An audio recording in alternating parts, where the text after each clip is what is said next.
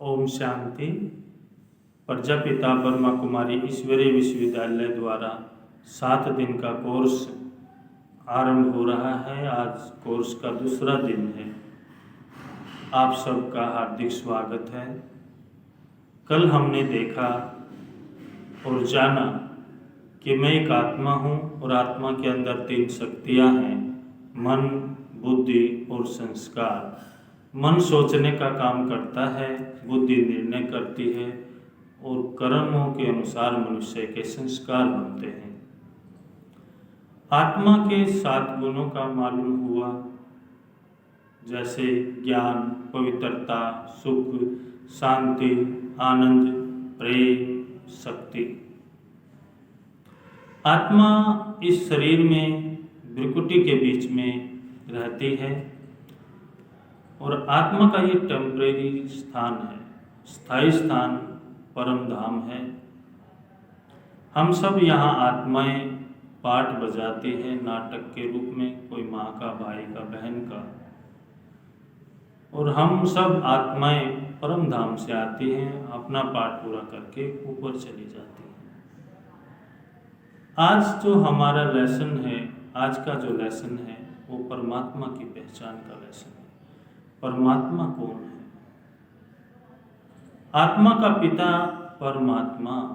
जैसे मनुष्य का बच्चा मनुष्य के जैसा, गाय का बच्चा गाय के जैसा,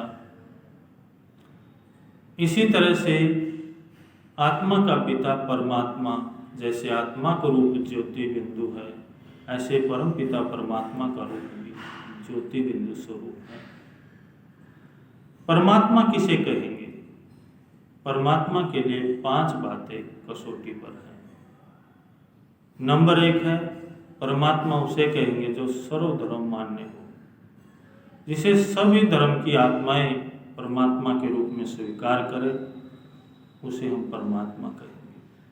दूसरा, परमात्मा उसे कहेंगे जो सर्वोच्च हो, उससे ऊपर कोई शक्ति ना हो, उसको परमात्मा कहेंगे।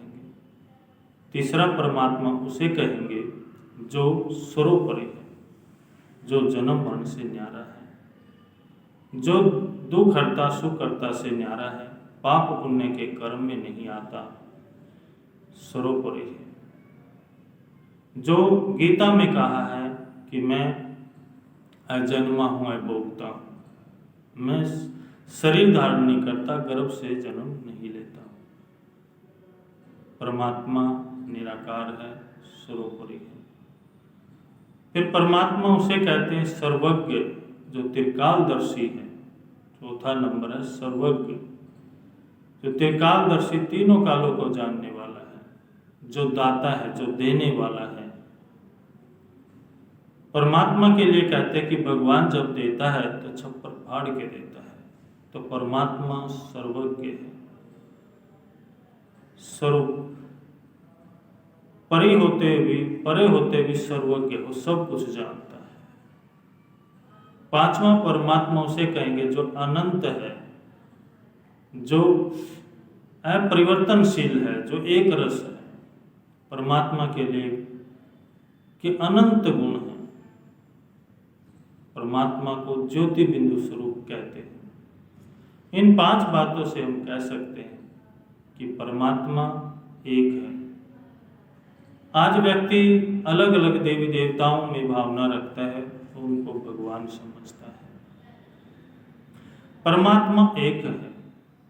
परमात्मा के गुणों का अगर हम चिंतन करते हैं तो उनके गुण हमारे अंदर आ जाते हैं।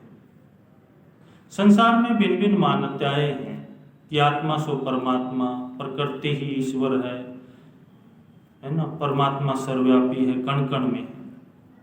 ये कहाँ तक उचित है? आप देखिए, आत्मा सो परमात्मा, अर्थ ये हुआ कि आत्मा ही परमात्मा है, परमात्मा ही आत्मा है। जैसे एक बाप है और एक बच्चा है, कभी बच्चा स्वयं का बाप नहीं बन सकता, इसी तरह से आत्मा अलग है और परमात्मा अलग है। परमात्मा के गुण बच्चे में आ सकते हैं, जैसे एक बाप के गुण बच्चे में आ सकते हैं। इसी तरह से परमात्मा गुणों में भी अनंत है, परमात्मा कोई डिग्री नहीं है कि वो कोई हासिल कर सकते हैं। परमात्मा के गुणों को हम धारण कर सकते हैं। परमात्मा जैसा बन सकते हैं, परमात्मा नहीं बन सकते। जैसे इस साकार शरीर का पिता साकारी है, शरीरधारी है, सभी के पिता अलग अलग होते हैं। शरीर के पिता सब अलग अलग हैं। जो आत्मा है और आत्मा का पिता परमात्मा, सभी धर्म की आत्माएं, सभी मनुष्य आत्माओं का एक है। परमात्मा शिव निराकार ज्योति बिंदु स्वरूप है। परमात्मा शिव को हम ज्योतिर्लिंगम के रूप में जानते हैं। परमात्मा शिव का शाब्दिक अर्थ जो बनता है, कहते हैं शिव माना कल्याणकारी, लिंग माना चिन्ह है। परमात्मा का वो चिन्ह है। शिव सदा कल्याणकारी, हर आत्माओं के लिए कल्याण का काम करते हैं। फिर कहते हैं परमात्मा प्रकृति ही ईश्वर है। अभी सभी धर्म की आत्माएं तो प्रकृति को ईश्वर नहीं मानती। हाँ, इसमें दो बातें हैं। हम कहते हैं कौन चित्रकार है, कौन चित्रकार है। फिर कहते हैं तेरी रचना कितनी सुंदर, तू कितना सुंदर होगा। सत्यम शिवम सुंदरम। जिसने चित्र बनाया वो चित्रकार है। आप परमात्मा को फिर कहते हैं नाम रूप से न्यारा है, फिर कहते हैं कण कण में है। नाम रूप से न्यारी कोई चीज नहीं होती। परमात्मा कण कण में नहीं है, सर्वव्यापी नहीं है। सर्वव्यापी का ज्ञान क्यों हुआ? सर्वव्यापी का ज्ञान जब मीरा द्वापर युग में मीरा भक्तनी बनी तो उसने कहा जिधर देखूं तो ही तुम। उसके मानस पटल पर श्री कृष्ण का चित्र चल गया। फिर जो हमारे ऋषि मुनि हुए, जब मनुष्य पापाचार करने लग गया, दुराचार करने लग गया, झूठ बोलने लगा, हेरा फेरी करने लग गया, तो ऋषि मुनियों ने डर बिठाया कि आपको भगवान देख रहा है, कण कण में भगवान है। फिर कहा कुत्ते में है, बिल्ली में है, ठीकर में है, भीतर में है। ये भगवान की गलानी करना है। फिर कहते हैं कि भगवान सबके अंदर बैठा है, तो फिर हम मंदिर में क्या करने चाहते हैं? भगवान सबके अंदर बैठा है। अगर कोई खून करता है तो कोई ये नहीं कहता कि भगवान अंदर बैठा है तो भगवान ने खून किया, इसने ऐसा किया। तो हर मनुष्य आत्मा परमात्मा को न जानने के कारण ऐसा कुछ कह देती है। परमात्मा के अनंत गुण हैं। ये परमात्मा के गुणों का कैलेंडर है। परमात्मा शिव निराकार है, ज्योति बिंदु स्वरूप है, जैसे आत्मा का रूप है। परमात्मा के लिए कहते हैं ज्ञान का सागर है, सुख का सागर है, शांति का सागर है, आनंद का सागर है, प्रेम का सागर है, सच्चित आनंद स्वरूप है। पत्थर बुद्धि वालों को पार्श बुद्धि बनाते हैं। निराकार है, अन्नदाता है, पतित पावन है, सच्चित आनंद स्वरूप है, सत्यम शिवम सुंदरम है। ये परमात्मा के गुण हैं। अगर परमात्मा के गुणों का हम चिंतन करते हैं तो परमात्मा के गुण भी हमारे अंदर आने शुरू हो जाते हैं। परमात्मा को सब धर्म की आत्माएं मानती हैं। किस तरह से मानती हैं, आइए देखते हैं। परमात्मा को सभी धर्म की आत्माएं भिन्न भिन्न रूप से मानती हैं। इस कैलेंडर के माध्यम से आप देखेंगे कि परमात्मा शिव निराकार है, ज्योति बिंदु स्वरूप है। आप देख रहे हैं, कहते हैं परमात्मा को राम ने भी शिवलिंग की पूजा की। रामेश्वरम में दिखाते हैं कि राम भी शिव की पूजा करते हैं। तो राम से भी बड़ी शक्ति जो है वो शिव है। गोपेश्वर में भी श्री कृष्ण जी से भी बड़ी जो शक्ति है वो शिव है। गुरु नानक ने भी कहा, एक ओंकार निराकार निर्मोह निर्वैर अजोनि, परमात्मा निराकार है। और ऊपर इशारा किया कि परमात्मा एक है, ऊपर है। फिर हम जाते हैं क्रिश्चियन धर्म में। क्रिश्चियन धर्म में भी क्राइस्ट ने भी कहा, गॉड इज लाइट, परमात्मा प्रकाश स्वरूप है। फिर हम देखते हैं कि पशुपतिनाथ नेपाल के अंदर, वहां भी शिव की आराधना की जाती है। मुसलमान लोग भी मक्का के अंदर जो पत्थर का दीदार करते हैं उसको नूरे इलाही कहते हैं। नूरे माना प्रकाश, परमात्मा प्रकाश स्वरूप। फिर सोमनाथ, सोम रस पिलाने वाला, सोम रस ज्ञान रस पिलाने वाला सोमनाथ, वो वहां पर भी हीरे का शिवलिंग बना करके पूजा की जाती है। जापान में भी ध्यान स्थिति लगाने के लिए परमात्मा शिव के आकार की आकृति बना करके उस पर ध्यान एकाग्र किया जाता है। अमरनाथ, आत्मा अजर है, अमर है, अविनाशी है, तो आत्मा का पिता परमात्मा भी अजर अमर अविनाशी है, इसलिए अमरनाथ कहते हैं। विश्वनाथ, सारी दुनिया का नाथ, सारी दुनिया का मालिक, इसलिए उसे विश्वनाथ कहते हैं। बबुलनाथ, बबुलनाथ हम कांटों को ज्ञान सुना करके वो फूल बनाते हैं। फिर पाप कटेश्वर भी उसे कहते हैं, पापों का नाश करने वाला। परमात्मा शिव के लिए कहते हैं कि वो परमात्मा शिव निराकार है, ज्योति बिंदु स्वरूप है। और परमात्मा जब इस धरती पर आते हैं तो स्वयं अपना ज्ञान देते हैं। हम हमेशा मंदिर में जब जाते हैं तो एक आकृति देखते हैं जिसको हम कहते हैं शिवलिंग। शिवलिंग, इसके ऊपर भी 3 लाइनें लगी हुई हैं कि परमात्मा त्रिकालदर्शी है, तीनों लोगों को जानने वाला है। जिस पर हम शिवलिंग को नहलाते हैं, बेलपत्र के 3 पत्ते भी चढ़ाते हैं, अकधतूरा भी चढ़ाते हैं। शिव को कल्याणकारी कहते हैं, सदा शिव निराकार ज्योति बिंदु स्वरूप। फिर शिवलिंग के साथ में ये आकृति भी होती है जिसको हम शंकर जी कहते हैं। शंकर जी तपस्या का रूप दिखाया गया है, इसके बैठने से ही पता चलता है कि किसी की आराधना कर रहे हैं। इसके अर्ध नयन खुले हुए हैं, हाथ में माला है, ये माला फेरते हैं तो इससे भी ज्ञात होता है कि जरूर इससे कोई बड़ी शक्ति है। कोई भी अगर माला फेरता है तो उससे कोई बड़ी शक्ति है, उसकी आराधना करता है। जो इसके गले में सांप दिखाते हैं उसका अर्थ क्या है? शंकर जी ने भी शिव की आराधना करके अपने विकारों पर विजय पाई, तो उसका प्रतीक दिखा गया है। शंकर जी के, अगर शंकर जी परमात्मा है तो तपस्या किसकी कर रहा है? कहते हैं कि आज शंकर जी कैलाश पर्वत पर तपस्या में ले। हमने हमेशा कहा ओम नमः शिवाय, ओम शंकराय नहीं कहा। हमने शिवरात्रि कहा, ओम शंकरात्रि नहीं कहा। शिवरात्रि शब्द क्यों जोड़ा?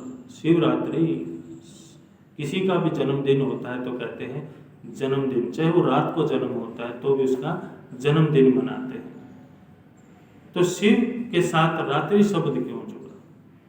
इसका आध्यात्मिक अर्थ ये है कि शिव गीता में कहे अनुसार, गीता में कहा है कि जब जब पापाचार बढ़ेगा, दूध बोतलों में बिकेगा, गाय विष्ठा खाएगी, कन्या माँ बाप की कमाई खाएंगे, दूध बोतलों में बिकेगा, ऐसा समय आएगा और मैं इस तरह पर आऊँगा। आज मनुष्य की वृत्ति, सोच प्रकाश में होते हुए भी अंधेरे में है, तो ज्ञान का प्रकाश देने के लिए अंधेरी रात में परमात्मा शिव आते हैं, इसलिए इसको शिवरात्रि कहते हैं।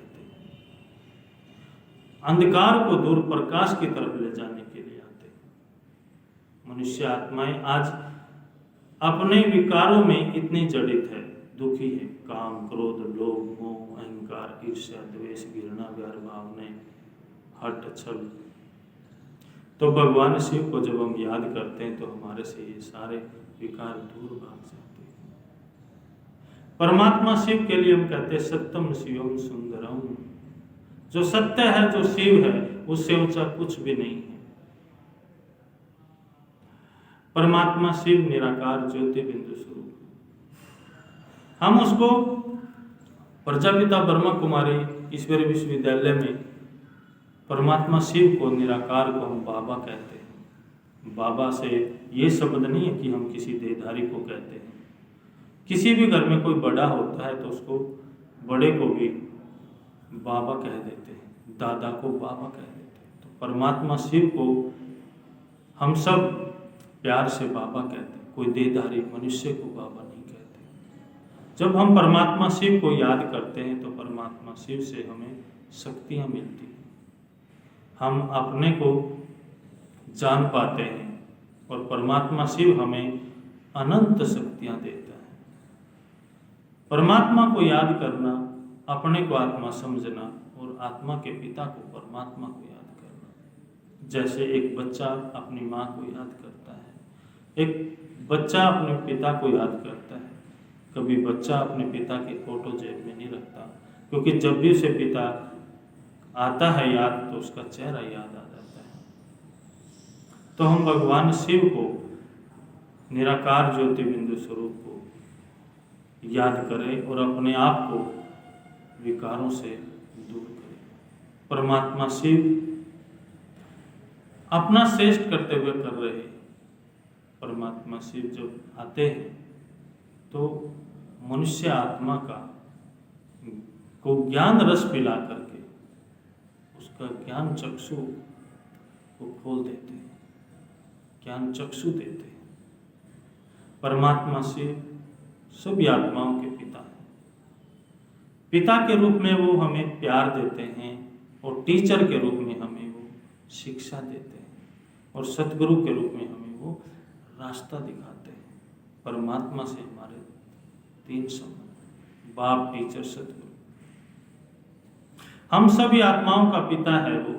हम जब मंदिर में जाते हैं तो हम यही कहते हैं, तुम माता पिता, हम बालक तेरे। तो हम सब आत्माओं का पिता है। वो नर से नारायण बनाता है, नारी से लक्ष्मी बनाने का ज्ञान देता है, श्रेष्ठ कर्म सिखलाता है।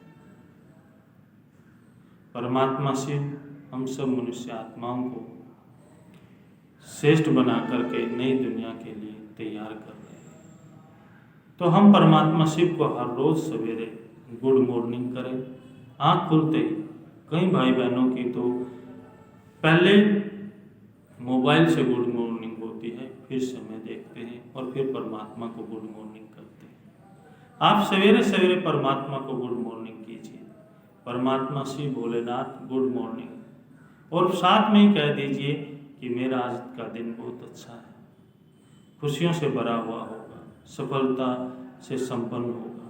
तो आज आप सारा दिन खुश रहेंगे और आप अपने आप को सारा दिन परमात्मा का बच्चा समझकर चलें। देखिए, जब कोई भी मनुष्य होता है, मंदिर में जाता है तो भगत के रूप में मांगता है।